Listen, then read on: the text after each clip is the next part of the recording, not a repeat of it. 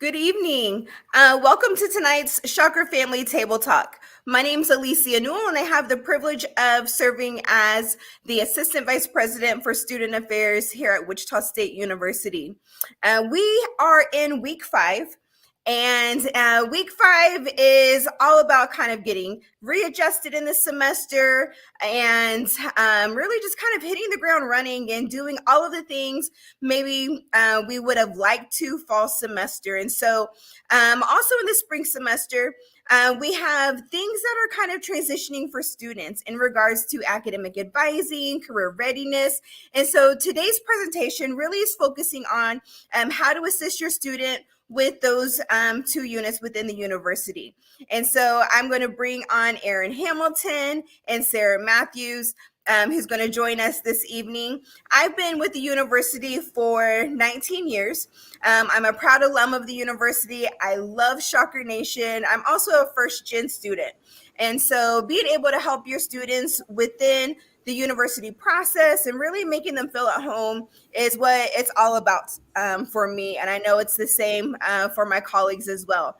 And so, Erin, would you like to go ahead and introduce yourself? He serves as our Director for One Stop Student Services, which also includes our first year advising area. Ham? Yes, hello everyone. I'm Aaron Hamilton, and I've been out here as either a student or an employee since 1992. So I just came here and decided not to leave. I'm over here in One Stop Student Services. I'm going to give you a quick overview of that here in a little bit, but I also wanted to let you know that I am in your shoes. So my daughter has actually started her second semester here over in the Barton School of Business. So if you have questions about current student experience, beyond what I cover later, please feel free to throw those out there. And I am Sarah Matthews. I'm the manager for career development in the Shocker Career Accelerator. And I've been on campus first as a student and then as a professional for 11 years now. So I got my master's in sport management, and I'm not working in sports. So if that tells you a little bit about where career readiness and what the career kind of journey looks like, what you major in might not be what you get a career in. So we'll talk about that in a little bit also. Great. At this time, I'm going to go ahead and turn it over to Erin Hamilton, who's going to talk to us about the transition of first year advising into our academic colleges, and then really what your students can expect within that process. Take it away, Ham. All right. So this is what I'm going to be talking about tonight. So One Stop Student Services, you probably know us from the first year advising process. But we actually work with your students all the way through to graduation. So we have more services that we offer than advising. That's one piece of the puzzle over here. So I'll give you a quick overview of that. But what I want to talk about right now is at this point of the year, rewind to this time last year, you were probably starting to get communication from the admissions office saying, hey, March 1st, your student can sign up for fall classes. And if you're like most parents, you were probably like, that's really early. What are you talking about? Well, we transitioned from One Stop to the college advising centers early as well. So I want to make sure and kind of give you some context for what's happening there and let you know what we're doing with that. So with us, the services that we offer long term that we can work with your student with is financial aid, applying for financial aid, accepting their aid, understanding what they're getting into with financial aid. We work with students 24/7, 365 days a year, and we're live agents is what we call ourselves. And that just means it's a person. So if your student gets on a chat with One Stop, they have to log in using their student credentials. And basically what that does is verify for us that it is that student. And once we do, it's a real person on the other side. And if they get on and say, hey, I'm in my student account and I have this $6 fee and I don't know why or what it's from, we'll actually log in and go through that with them and kind of explain what's going on and what their next steps are in terms of either paying that or getting it removed or whatever the next step is, and then we follow up as well with an email, so they have those steps that they can see step by step. So we do that for financial aid, advising, for student accounts, which is basically paying your bills, and also the registration process. So if they have anything, related to their transcript, when they're trying to enroll in classes, anything like that, we can help them both online, on the phone, chats, and also in person. So I'll show you. I kind of gave away this slide, I guess. But we're kind of the virtual front line for students around all those services. And I left out parking. We do take some phone calls for parking as well. Those are great. They're always very positive, very fun calls. And that was sarcasm, in case you were asking. But like I said, we do have 24/7, 365 availability through the calls, through chats. We call them web tickets. It's basically where students log into the one-stop portal and they can just ask a question and it goes to a ticket. So every interaction we have with students, we log through a ticket. So when students come to us or they go to another office and say, well, One Stop didn't tell me this, then we can actually go in and look and see what we did say, or what we discussed. We track it all. So you might let your students know that when they're talking to other offices, we track all that. And when the office calls and says, hey, student said you didn't give them this, we can actually show it in writing. And it's important students know that, not as a punitive thing, but if they go back later and they're like, well, I want a petition to drop this class from 2 years ago. And they're like, but One Stop didn't tell me how. And we can go in and say, well, actually we did. Then they still have to pay for the class. So it's just a nuance, and it's kind of the negative side, I guess. But I wanted to let you know that. So on campus, we are here every day during the work week here in Jardine Hall, room 112. But for advising, what I wanted to let you know is we transition. So our first year advisors are here to try to help students learn how to be a student. So learn how to build their schedule, learn what their student education plan looks like, which is their 4-year plan that takes them from the beginning all the way through to graduation. So they can see all the classes that they would need if they stick to that plan. We look at that. We teach them, again, on financial aid, how to deal with their student accounts, what parking requirements are. Kind of the business side of being a student is how I look at it. There's the fun side, with your peers or social things going on, athletic events, those kind of things. And then there's the adult side where you actually have to pay bills and you need to understand what a loan is and how to build a schedule, and what that all looks like.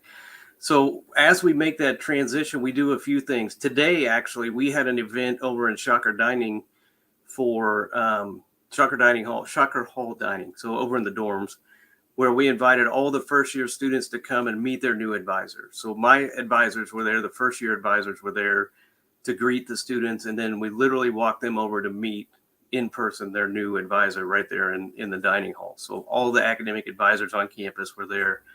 And we had pretty good turnout. So that's one of the things that we do. But I wanted to let you know about these emails because these are tangible dates that they need to be aware of.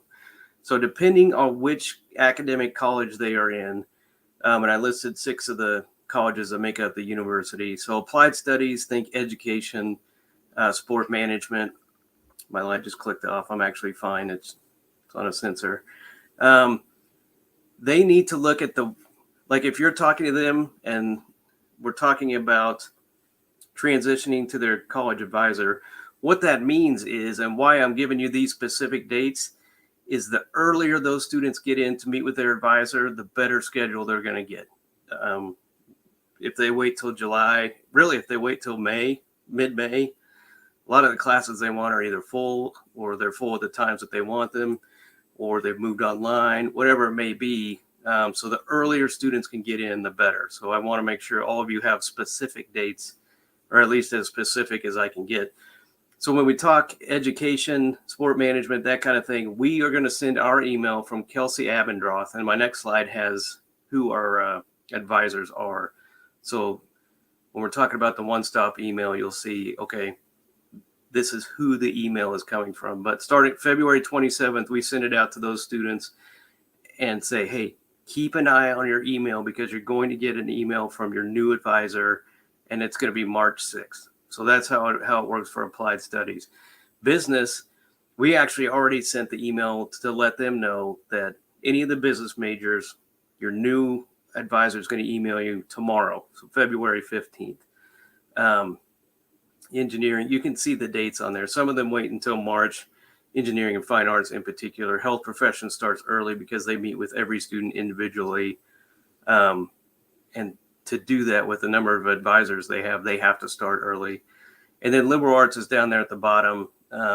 So that's your psychologies, your maths, any of your sciences, sociology, criminal justice. That's also towards the end of February. But again, the reason I'm giving you these dates is so you can say, okay, you should have gotten an email from your advisor on the 13th of February. Be sure that you look out for that. And then here's who the emails are coming from. Kelsey for applied studies. Casey and Monica actually split engineering because we have so many engineering students. One first-year advisor isn't enough to keep up with that academic advising load. And same with liberal arts. So Elia and Kendra do liberal arts. Brittany Ulmer does fine arts.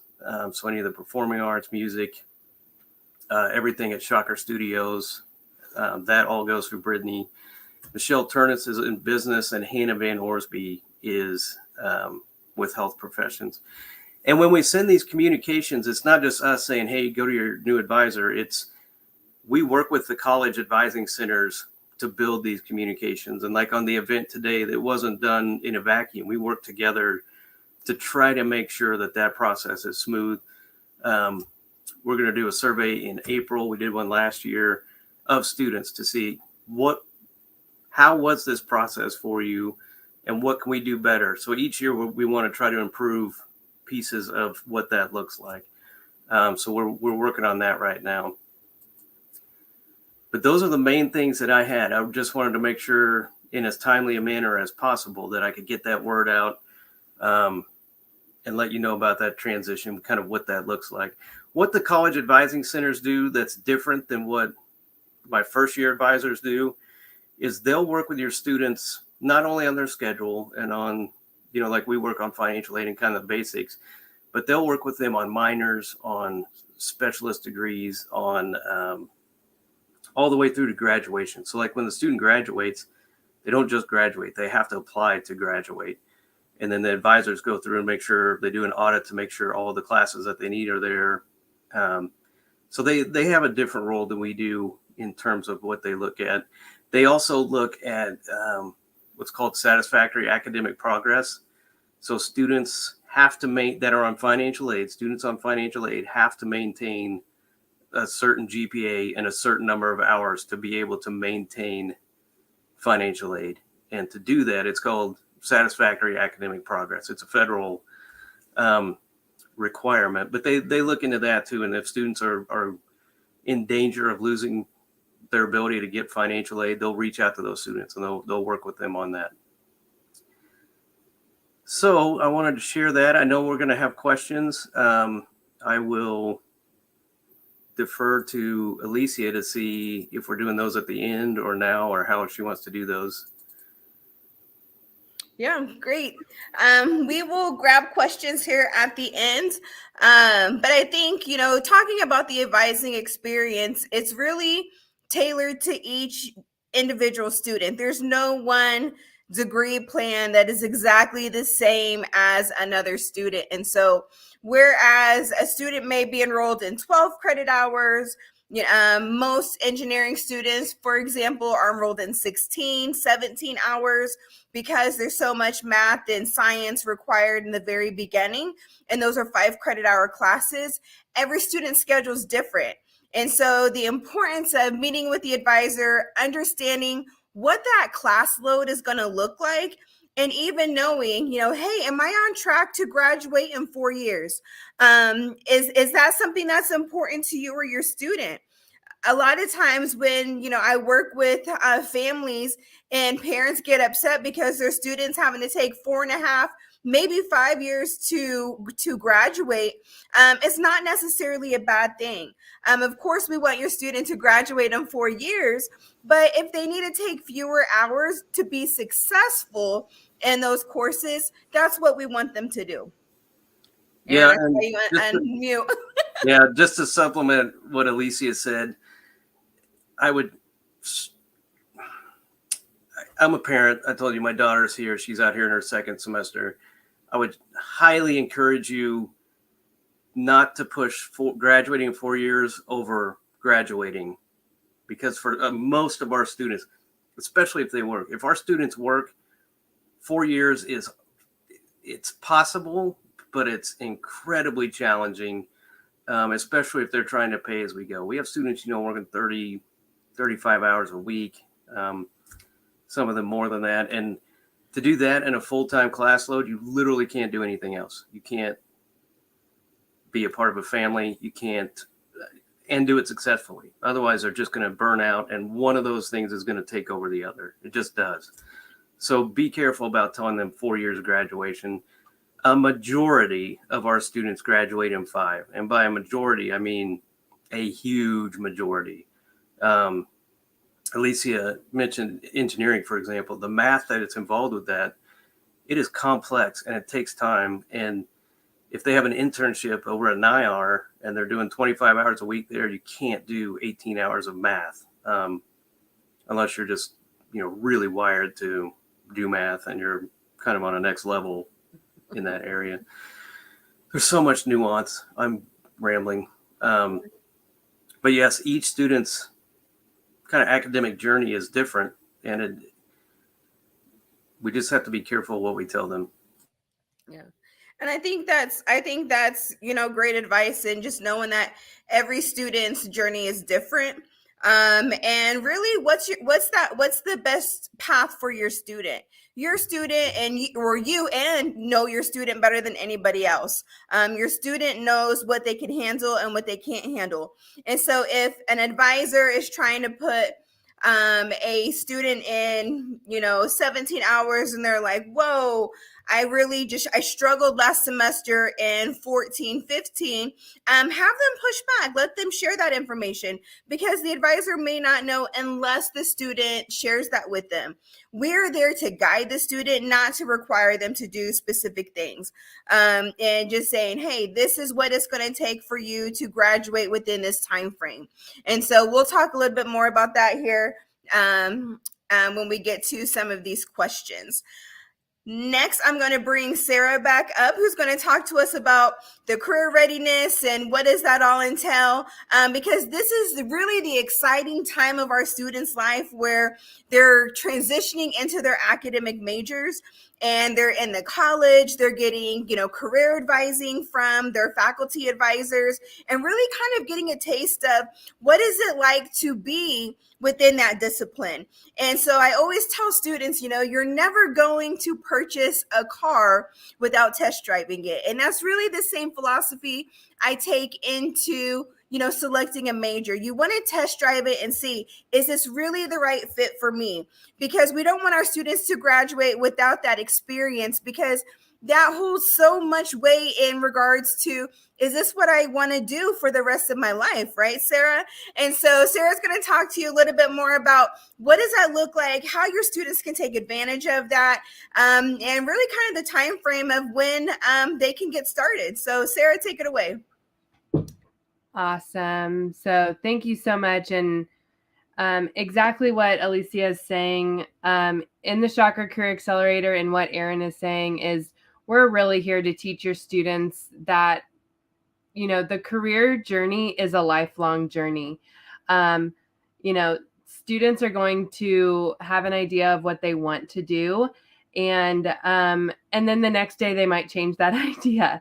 And then they might get into a career and they might change their mind again and again and again. And so we want to teach them that, this approach to career development is it's a process. And so our goals are really to help your students understand what their interests and personalities and skills are. We want them to explore potential careers and connect with employers, learn to communicate their value, and then find their fit with an organization.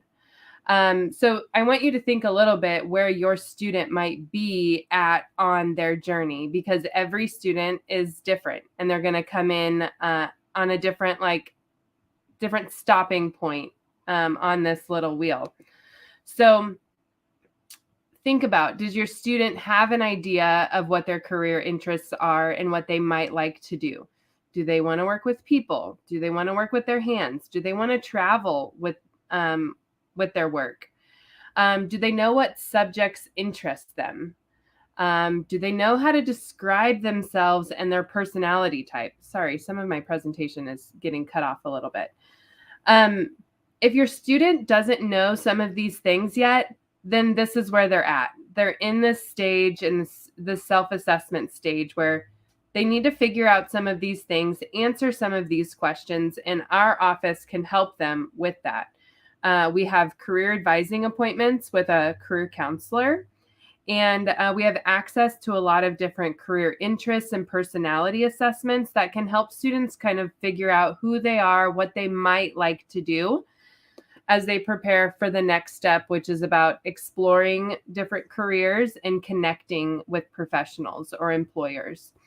So maybe your student knows who they are, they know what they want to major in, and so this is where they're at. They want to learn more about different careers they can do with their major. They want to know more about the knowledge and the skills and the abilities that are needed to get into a certain career. What technical and hard skills are required to get into that? What soft skills do they need to be developing, like taking advantage of leadership opportunities? Do they know professionals or employers in the career or in the industry they're interested in? This is a great opportunity to explore that. Do they have a part-time job or an internship? Are they ready to work? Experiences. Wichita State has a ton of applied learning opportunities. And really, we want to challenge students to get multiple types of experience while they're in college. Have a part-time job, join a club, get involved. All of those experiences are valid and are going to teach your student career-ready skills that employers are looking for. So if you feel like your student is in this phase, they're ready to explore. They know what they want to do, but they maybe want to explore more in what potential employers they could maybe go after, or different careers they could potentially be doing. We have a career exploration appointment. We can help your student with a part-time or internship job search appointment. We host career fairs and employer-hosted events. So we actually had a career fair today in the RSC, and we had over 125 students attend. They got to chat with different employers and eat pizza. So it was a wonderful event right there in the RSC as they were, going between their classes. I'll talk a little bit more about Handshake in a minute, but we have a resource to connect them to different jobs and opportunities and connect with our office. And we have a lot of career exploration resources on our website as well. So here's a little bit of our career events that we're hosting this fall, an opportunity for your students. And I know it seems like in the first year, it seems like, oh, that's so far away, but starting to build your network and attending these types of events will allowing students to attend them now will kind of build their confidence for when, maybe they're starting to feel a little bit more pressure to get a job and go into the career in their junior or senior year. So we always encourage freshmen and sophomores to join these events just to kind of check it out, get a feel for what's going on, get a feel for different employers that are in their industry, and network. It's a great opportunity to network. I mentioned Handshake.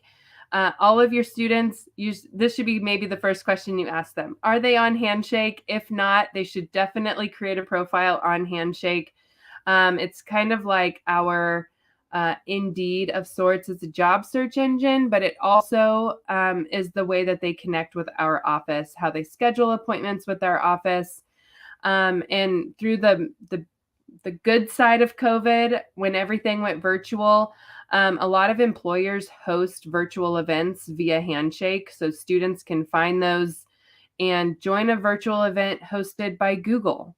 I mean, that opportunity wasn't always available pre-COVID, but employers are realizing they can reach a lot larger talent pool when they host virtual events. So that's an advantage to your student in connecting with employers that are across the country. They can join an employer's virtual event on Handshake. So Handshake is a wonderful resource.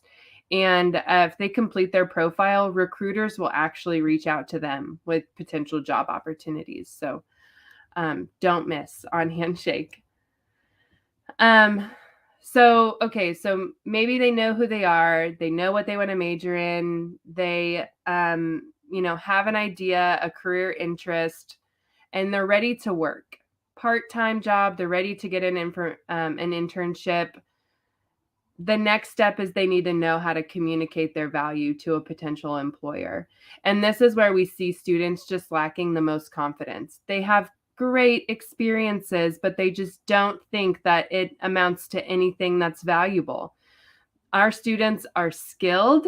They have skills that they don't think are skills. They have knowledge that they don't think is valuable. And so we're here to help them build the confidence to communicate that value. So we're going to help them describe those skills in writing on a resume, but also learn how to talk about themselves in an elevator pitch, or how to describe their strengths and weaknesses in an interview, or maybe build out their LinkedIn profile. We have different workshops, different appointments for them to come see us so they can communicate their value. And really, I'm getting ahead of myself. Here's an example of a few of the workshops we're hosting. We really host them around our career events to prep students for interactions with employers, resume clinic, interview workshops, career fair prep, lots of resume reviews. A few other services we offer. If your students need professional wear, we host an event once a semester at JCPenney. We actually just had it earlier in February, where students get 50% off professional dress. We'll host it again in September. So if they missed out in February, they can definitely attend that in September. But we also have a career closet where students can go in and pick out one suit or kind of a combination of 3 professional clothing items for them to have. Like, it is for students who don't necessarily have access to professional wear. We have a career closet that they can come and check out. And then we also take professional photos, so your students can have a nice professional headshot to put on their LinkedIn profile. So the last step in the career journey, so to speak, is finding your fit. That really comes at the end of the so-called college experience, because it's when they're really going off into that full-time first job. And it's about finding, a fit that's going to be good for them, a positive fit with an organization that matches their values and their personal goals. And the culture is the right culture for that student. So we teach them, hopefully, how to find their fit through job search, how to research organizations, and those types of things. So when your student's ready for that, we're here for them. So ultimately, we really, again, want to teach students that the career journey, it's a process. They're going to be going round and round and round this wheel, maybe multiple times while they're in college, but definitely in their life. You just kind of keep going around each time you want to make a change in your career. So if I have any final thoughts or recommendations of how you can help your student, is just remain open and receptive to ideas and possibilities that they bring. what they're passionate about, what they're interested in. Encourage them to explore different courses, clubs, work experiences so they can learn more about their strengths and their interests and what excites them, because that's really going to be they're going to find the most happiness in work that they're interested in. And choosing a major is not equal to choosing a career. So many of you that might be nervous about the major choice your student has made, it's not the same as choosing a career. And there are many paths that can lead to the same destination. So really, it's all in their preparation, and their experiences is really going to determine, what career they could potentially get into. So I think that's all I have. Here's a little connection. We're on all the social medias, so you can hop on over to Instagram and see different videos from our career fair today. I think they're also on Facebook and LinkedIn. And then there's some of our information so your students can schedule an appointment with us. So I think that's what I got, and I'll turn it back over to Alicia. Perfect. Thanks, Sarah. I think I love Shocker Career Accelerator for so many reasons. And I think probably for me, I feel like it's kind of like a hidden gem that a lot of our students don't take advantage of until it's too late. And I say that because a lot of times they're working jobs, and when they're in that transition of trying to find those relatable skills, those soft skills, and how to really promote themselves, this is one thing that our students really struggle with over and over again. And half of them are like, oh, I didn't realize I have someone on campus who can help me. And each college has someone who's really assigned to work with them, who's being able to work with knowing exactly what's going on in the industry, being able to say, okay, these are the things coming down, these are new opportunities. And it's really just a phenomenal experience for them to have that personal connection on a professional level. Sarah had talked about, they're only a freshman. I tell our students all the time, when students graduate, employers are asking for them to have 2 to 3 years of experience and a degree, right? And so how are you going to get that experience without a degree? Shocker Career Accelerator. And so being able to help find a job out in industry that's going to give them those skill sets that when they graduate, a lot of our students, before I moved in this position that I'm in now, I spent 6 years in the College of Engineering. And it was really phenomenal to watch our students who were really eager to go out and really seize these opportunities. And before they graduated, the ones who went to the mock interviews, and when we say mock interviews, sometimes those are industry professionals who are coming to campus to interview them. And so it's not just, staff within our campus. We're working with industry professionals who are giving them real advice on, hey, this is what you can do differently when you're in this, situation, right? And so it's great because not only are you having, Sarah talked about that network and how do you build upon that network? That's an opportunity. There's one student that comes to mind. His name is Roy Moy. Love him with all my heart. And as a freshman, he went to the lunch and learns. He went to the mock interviews. He went to resume reviews. And every single time, his goal was to work for Spirit Aerosystems. That was the only thing he wanted to do. And I'm trying to tell him, okay, Roy, we got to expand our horizon. We can't just focus on one company, right? And he was so determined. And so we talked about, okay, what does that look like? Every time the company was on campus, he was there. He was meeting with them. He was shaking their hand. And so by the time junior year rolls around, when they see him, they're saying, good morning. They knew him by name. And so it made a huge difference. Roy, no, it's not a shock. is working for Spirit Aerosystems, and has a phenomenal career. But that's what happens when you take advantage of all the opportunities the university provides, right? And making sure that you're showing up, that you're engaging, that you're asking for help. Sarah had talked about the professional headshots. I've seen some of our students' headshots on LinkedIn or even social media, and always saying we want to lead with our best effort. And so if they don't have that, let us help them with it. It's really just where do you start?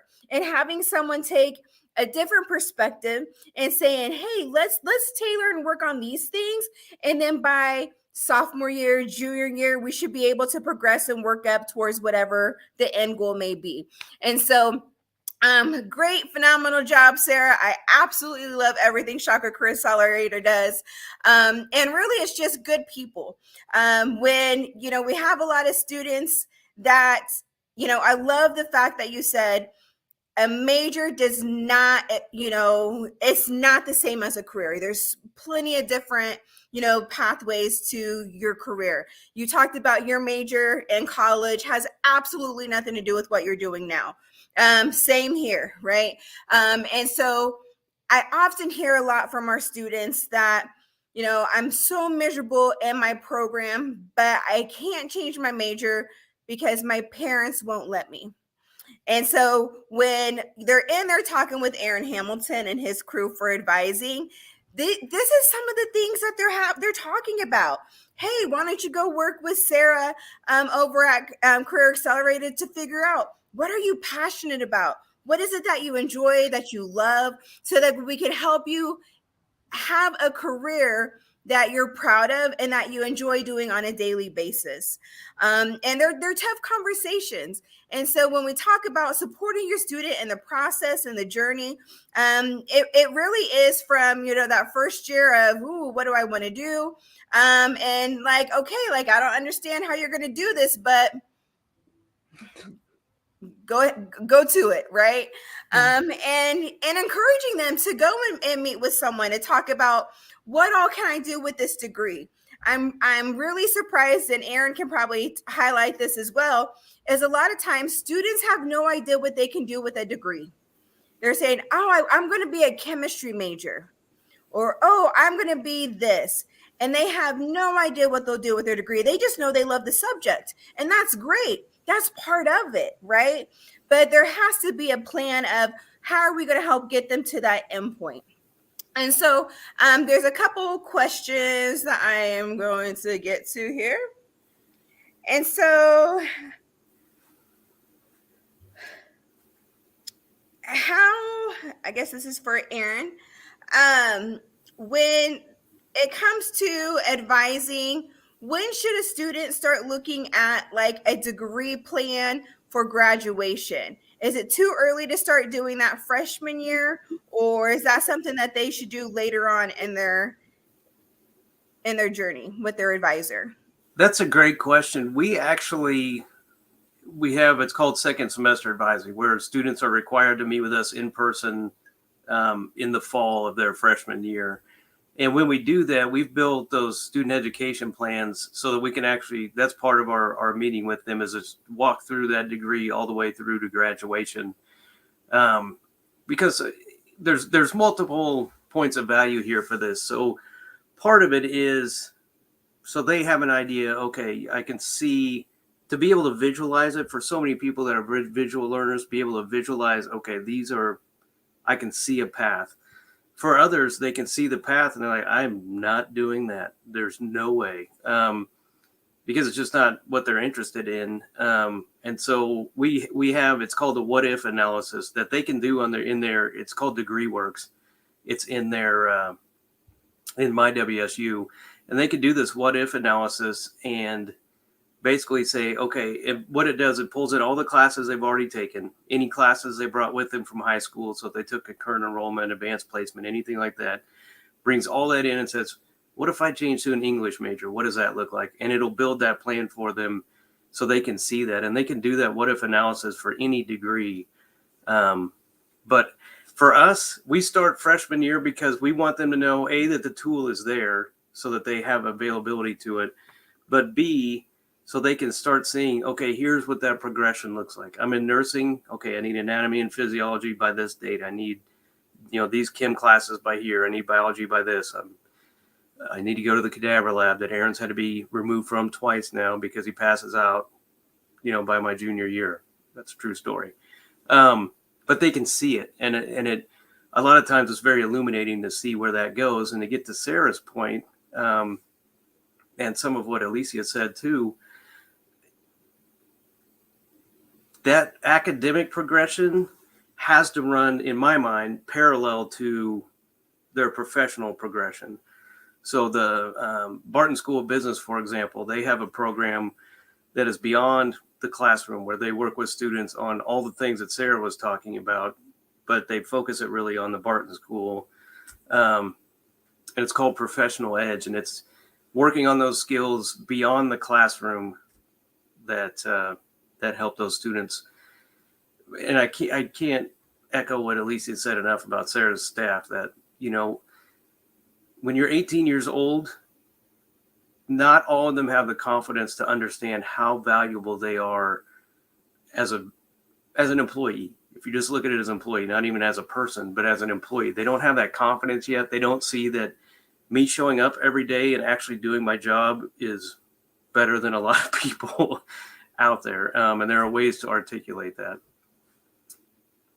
So like I said, as early as you can, and really, if they can do that what if analysis, if they're thinking, okay, I'm thinking chemistry, I'm thinking biology, but I'm also thinking criminal justice, you can see it all, and it maps it out for them.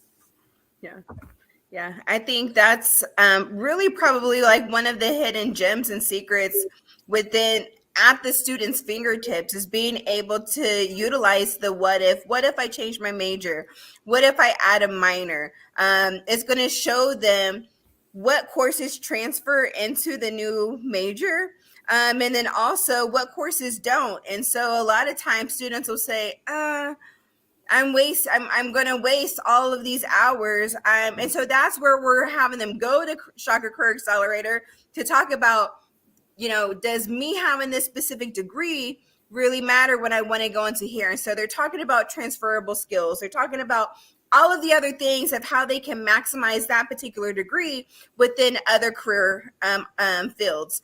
And so it's definitely a hand-in-hand thing.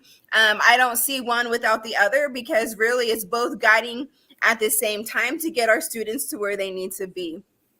Sarah, what advice would you give to parents of students who are like, I'm really not ready to work.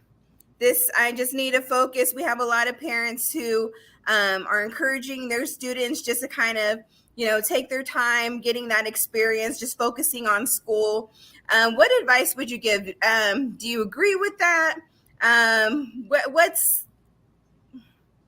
Yeah, so I think it's important that a student doesn't jump into work if they're not ready. I mean, because realistically, they want to know that they can balance the commitment. That's going to make them a better worker, a better student. So what I would recommend is to start small with like student involvement. Join a club. Maybe that's an hour a week commitment, but you're still networking with your peers. So you're growing your connections there. And then maybe that leads to a leadership position within the organization. And then that goes on a resume, showing up to membership meetings, being involved in events that club puts on. If you're on a committee on the club, all of those things are skills that you're building that we can put on a resume. So again, valuable experiences that are transferable to work. You're probably building more soft skills unless you're a marketing major and you are on the events committee of the club and you're marketing events for the club. You can find different ways to even apply what you're learning in the classroom to your club experience, so to speak, or your student group experience. So I would say to first start small, because that's a commitment that you'll have to learn to balance. And then when you're ready, maybe over the summertime is a great opportunity to take some chances and gain some experience that is more directly tied to your career interests. Then that's what I would recommend. And I think you hit right on it. And there's so many opportunities at Wichita State regarding involvement and just having those leadership opportunities and experience, whether it's one time or continuous, with either volunteering or joining a club, community service, all of those things. And so we do have over 300 student organizations at Wichita State. So I like to think that there's something for everyone.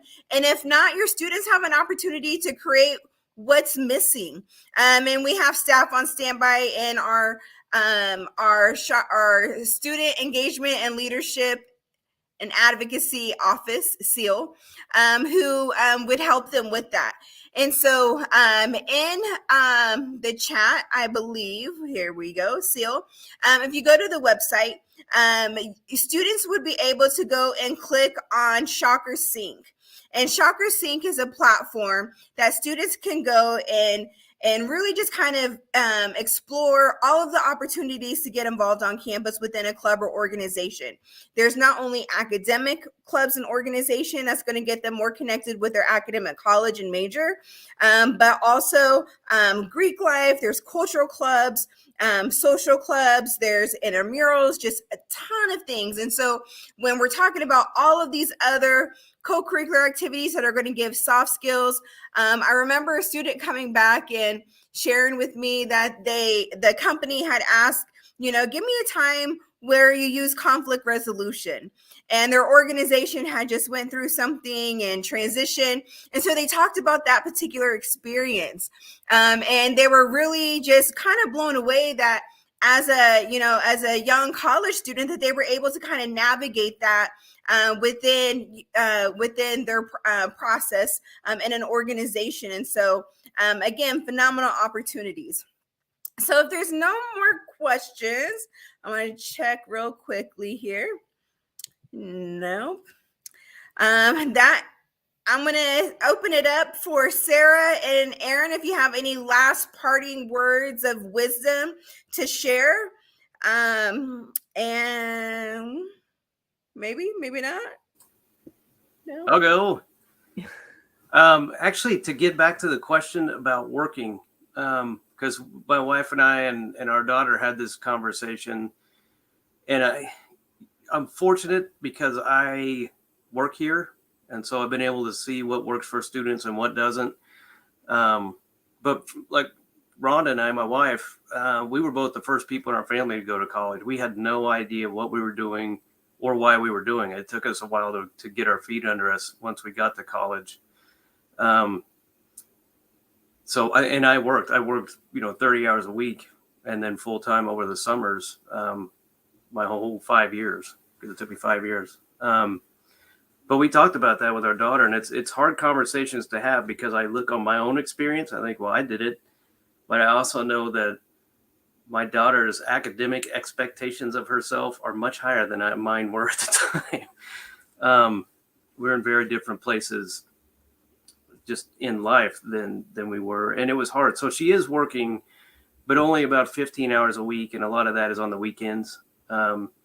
Because my wife and I, we talked about it, and we were like, we want her to be able to establish study habits, time management, all the things that the first year of college throws at you. Those like she has a stats class right now through the College of Business that takes at least 15 hours a week outside of class, plus the 3 hours in class to work on it. So there's 18 hours a week for one class. It's a lot. Her econ class is pretty close to that. And these are entry-level classes. So if you're trying to do that, keep up with everything and work 25, 30 hours a week, it's really challenging. But I know this summer, the expectation is she works full-time. including, and she's not happy about this, but she may miss out on the family vacation because she got bills to pay. So I know those conversations are hard, and I know, especially the first year, if you go that route, it's tough. Financially, you know, there were some expenses we didn't plan for, even though I work here, we didn't plan for them. But to us, it was more important that she established those habits and was able to work through the challenges and the times you fall down your first semester to see if she could pick herself back up. And then put more financial expectations on her in future years. Those are tough, man. And it's so different for each family. Yeah. That's not a right answer. That's just our answer. But I wanted to talk about that. And another thing, too, for jumping back to advising, since Alicia asked us for advice, and that's always a bad idea when I have a microphone and time. That's their time. That is the student's time. So if they are with an advisor and they're like, I don't feel like you've answered my questions, can you try to put that a different way? They can say that. And students, again, getting back to confidence, a lot of students look at people that work on campus as like these really smart people, and they do all these things, and we're smart, but we're not like, we're people. We're just like them, but they haven't figured that out yet. So I would really encourage you to have them go in prepared for what they want. I just muted myself. What they want from that appointment, and not to leave until they have it. Whether it's a schedule, whether it's helping career exploration, having a definite, here's my next step or 2 steps or 3 steps, whatever it is. They're paying for this. They're paying for college. They're paying for that time. So anything you do to encourage them to understand that they own that time. But just as easily, they own that time and they can waste it. If they go in or they're late, whatever it may be, and the advisor's like, I only have 15 minutes. That's it. So they need to make it a priority. I'm pontificating a lot, Alicia. You need to mute me. You're good. I have some final words. Yes, Sarah. I think tell your student to come visit us first, right? But also, it's okay if they change their mind, and reassure them of that. They are probably going to change their mind multiple times. I changed my mind my second semester senior year of my undergrad. I was like, I don't want to do this anymore. So what am I going to do then? And it can feel like I just wasted money. All of those things, but the journey to a career is not a straight line. And like I said, there are multiple paths to get to a destination. So, I don't want, one failure or, a failure in a certain class to make your student think that they can't do the job that they want to do.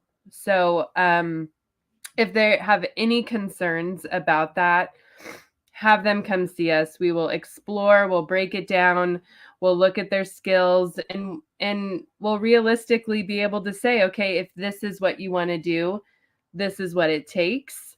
But you might also like this. It has some of these other things you're interested in. There's just so many different career paths out there, career opportunities. And the more that you just get involved and experience things, the more they'll start to figure it out. So it's not the end of the world if they change their mind. It's totally okay. So that's my final parting thoughts for everyone. Great advice. I can't express or echo enough of what you both said tonight. It's really the students' experience. It's what they want and what they make of it, and let them, begin to really take the reins and cultivate what does that look like and mean for them. Because their experience is very different from what our experiences were. And as much as, I want my daughter to have the experience that I had, I know she's going to make a different choice, and she's going to be okay, because at the end of the day, as long as she's happy, for me as a parent, that's all that matters, right? And so it's just remembering how we support our students in the process. And, even through failure, it's okay because they're learning through that. That's where resilience comes in. And at the end, they're going to figure out, hey, here's another route or path that's going to get me to this end result where I'm happy, I'm thriving, and I'm really enjoying what I'm doing in life. And so we have phenomenal people on campus who are here to help guide your students every step of the way. Academic advising and Shocker Career Accelerator, working hand in hand really to make sure that we're providing all of the opportunities possible for your students to thrive both in and outside of the classroom. So if your student has not scheduled appointments to meet with either of them, making sure that they do that frequently, because those relationships are so critical and important, not only when it comes time for recommendations, for just, hey, are there any opportunities in an internship for this summer? These are the people who are going to know. And we really want to know who our students are and what their aspirations are so we can help get them there. And so without that, it looks like we are running out of time. Thank you so much for joining us tonight. And if you have questions, always feel free to drop us a note online. You can also share more information by joining us at our next Shocker Family Table Talk coming up in a couple weeks. And look for more information in our Parent Family newsletter coming to your inbox soon. Other than that, have a great night and go Shocks.